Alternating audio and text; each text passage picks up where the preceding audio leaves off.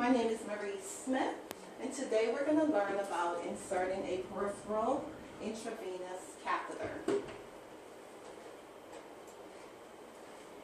We will learn about the indications for inserting the peripheral intravenous catheter, the potential implications, and then we will demonstrate the proper techniques of the insertion. For homework, you were to review the checklist as well as review the video for inserting a peripheral intravenous catheter. So I hope everyone had the opportunity to do the homework assignment. So do you know that 90% of the procedures done in hospitals are peripheral IV catheters?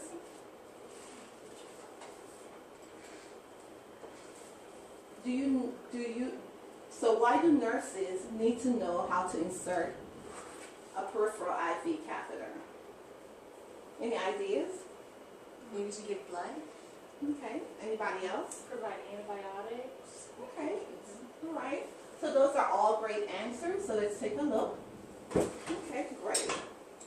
So yes, you're you're correct. The indications for peripheral IVs are administration of IV fluids, and of course of blood products and medications such as antibiotics, and also chemotherapy agents.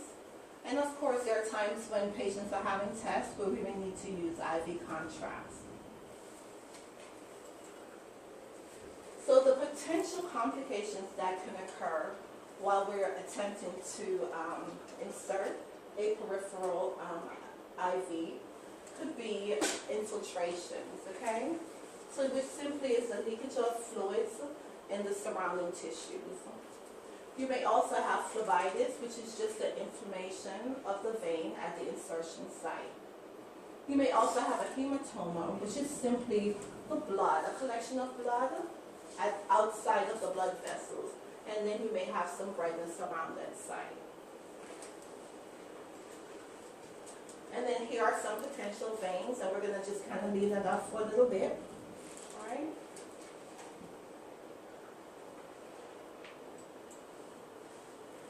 All right. Now, before we talk about going to inserting the IV, there are a few things that you need to know before we can do that. So if the provider comes up to you and say, hey, my patient needs to have an IV inserted, the first thing we want to do is to make sure that there's an order, correct? All right. So once you make sure that there's an order, we're going to go ahead and we want to gather all our materials. So the materials you're going to need is, one, you're going to need a tourniquet, and then you're going to need an opsite, and so it comes in this packet. You're also going to need to have an IV flush, which is just normal saline. You're going to need a pair of gloves, of course. To clean the site, you'll need, you could use either alcohol prep, which is 70%, or you could also use the chlor prep. You may or may not need a gauze. And then also, if you could see here, I have 3 different types of IV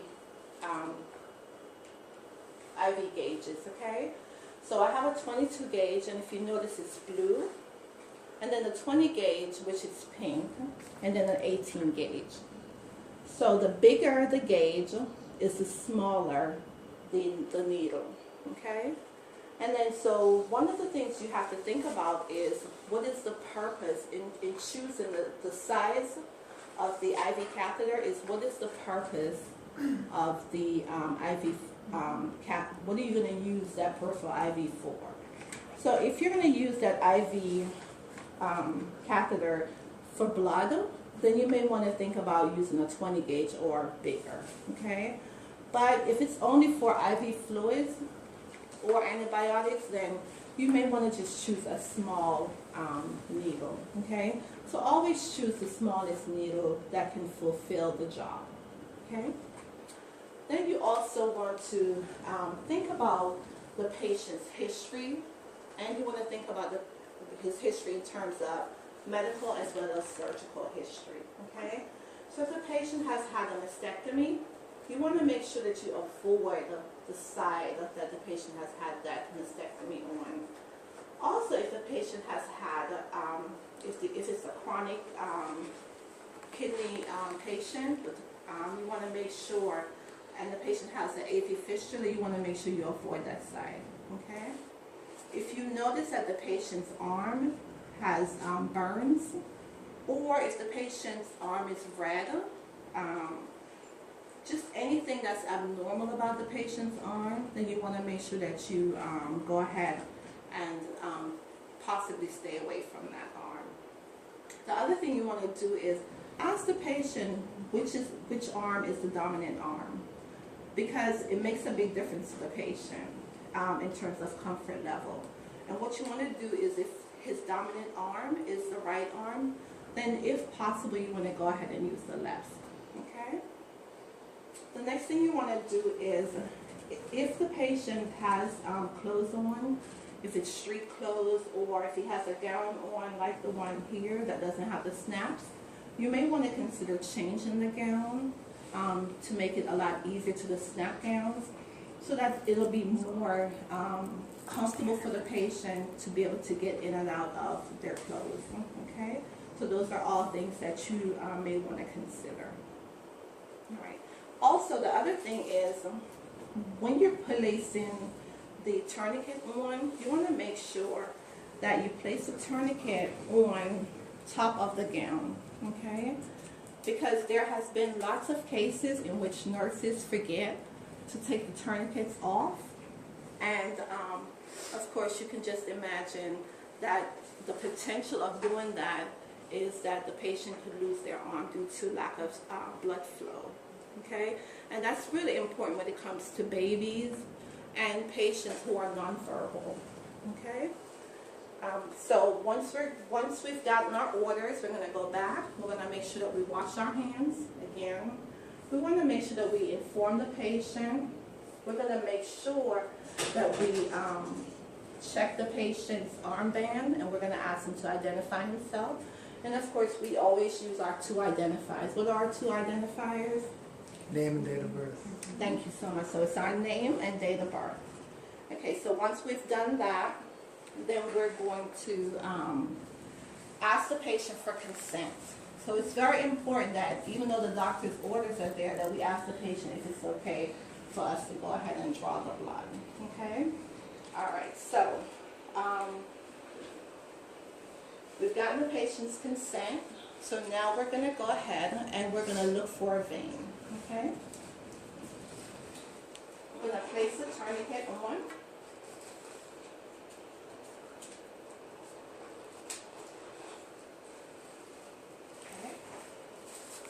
We're also going to make sure, always make sure that you put a pad down just to protect the patient's skin. I'm sorry, not the skin, to protect the patient's clothing as well as the linen. Okay? So we have that in place. And so we're going to choose a vein. Okay? Once we've chosen our vein, then we're going to go ahead and release the tourniquet. Okay? At which point we'll go ahead and we'll open up our ChloroPrep. I'm sorry, before we do that though, guys, always remember our hand hygiene, as I said before, and we'll go ahead and put our gloves on, okay?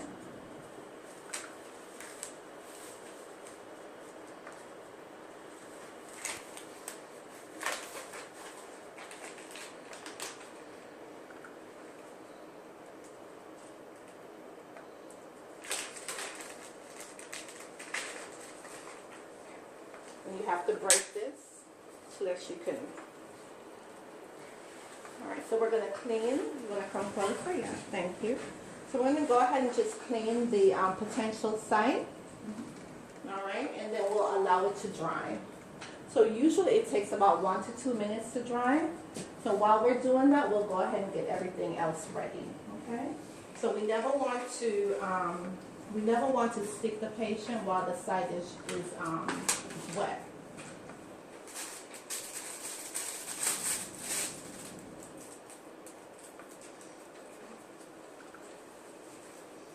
Get our tape and everything ready.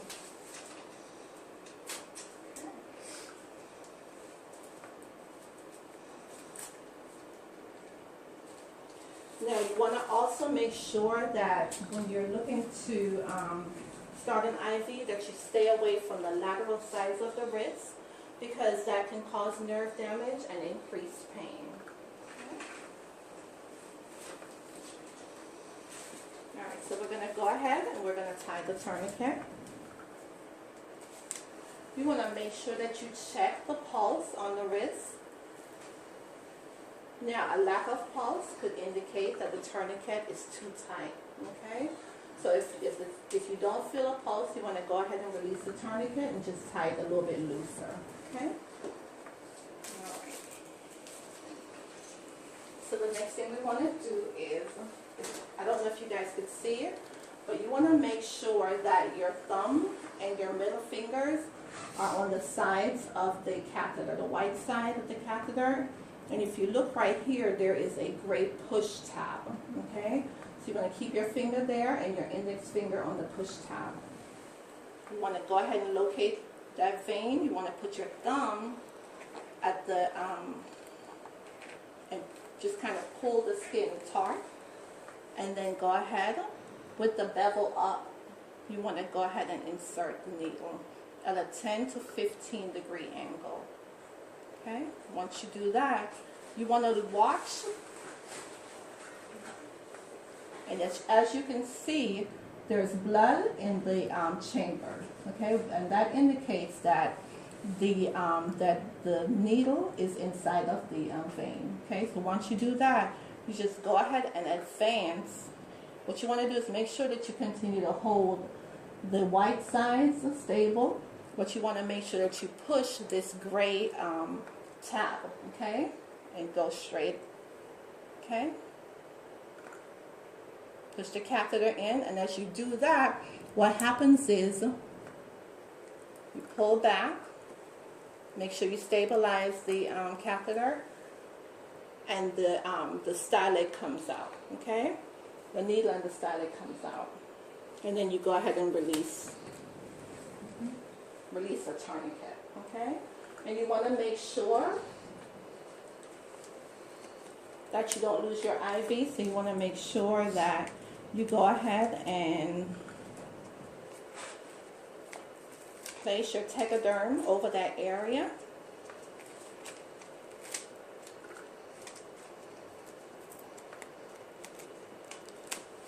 Great.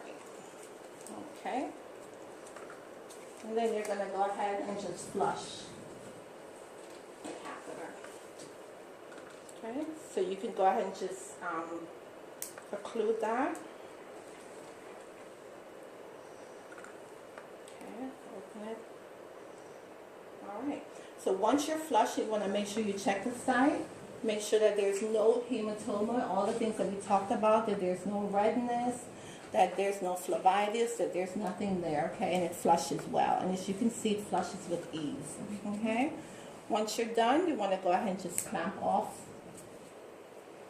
okay? And then if you notice, there's also, at the end of this, to go ahead and place on here.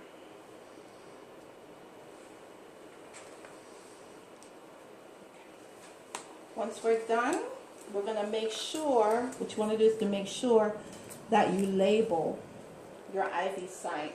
So you're going to label it with your initials, the date and time. You're going to also just loop it around and tape it, okay? So that way it will stay in place and it'll be less chances of it coming out, okay? Now, the next thing you want to do is to make sure that you place this in the sharps container, and then you want to make sure that you teach the patient about how to prevent the IV from coming out, okay?